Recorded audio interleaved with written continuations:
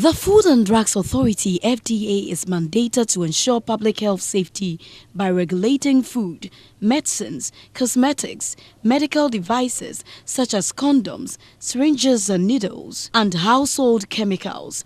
Persons who export or import these products are expected to register them with the Food and Drugs Authority, but some importers smuggle unregistered products onto the Ghanaian markets. Unregistered and fake products on the markets that the FDA fished out recently include condoms, drugs, padded bras, and underwear. This year, one of the activities that we'll be embarking on seriously is to ensure that our post-market surveillance activities are that stringent, that the products found on the market should be products that have been given approval by the Food and Drugs Authority.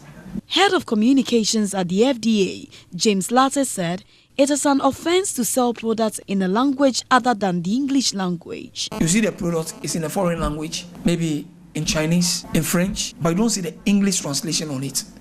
That gives an indication that those products were smuggled into the country.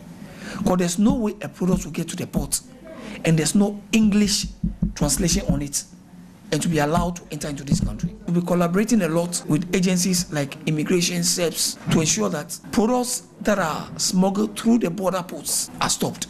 Speaking on advertisement of products, James Latte said manufacturers, distributors and marketers of products regulated by the FDA should bear in mind that approval of products by the FDA does not call for automatic advertisement. If you want to advertise the product that you have already registered, you must come back to the FDA and seek approval. And in seeking approval, what we do is this. We have a committee that will sit down and look at the script of the advert. That's the advert script.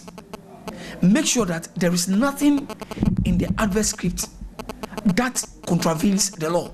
Adverts should also not be run on diseases such as HIV/AIDS, hypertension, fibroid, and diseases connected to sexual reproduction. This is according to the Public Health Act 851, Part 7. There are some diseases that you cannot advertise cure for those diseases, even if the FDA has registered a medicine for you that cures that ailment. Because the problem is this. Somebody will go to hospital, maybe it's an hypertensive patient, and the doctor placed the person on particular medicine. When the person hears the adverts, the person can easily be lured to leave the medicine and follow the adverts.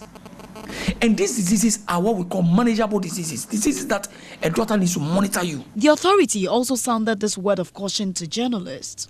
Where there's a need for arrest, we'll make sure people are arrested. Where there's a need for cancelling people licenses on products, we'll make sure it is done.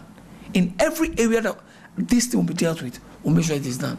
We are advising all media houses that if somebody walks to your station and say, advertise this product for me, first ask the person whether the product has been registered and demand a proof of registration of the product.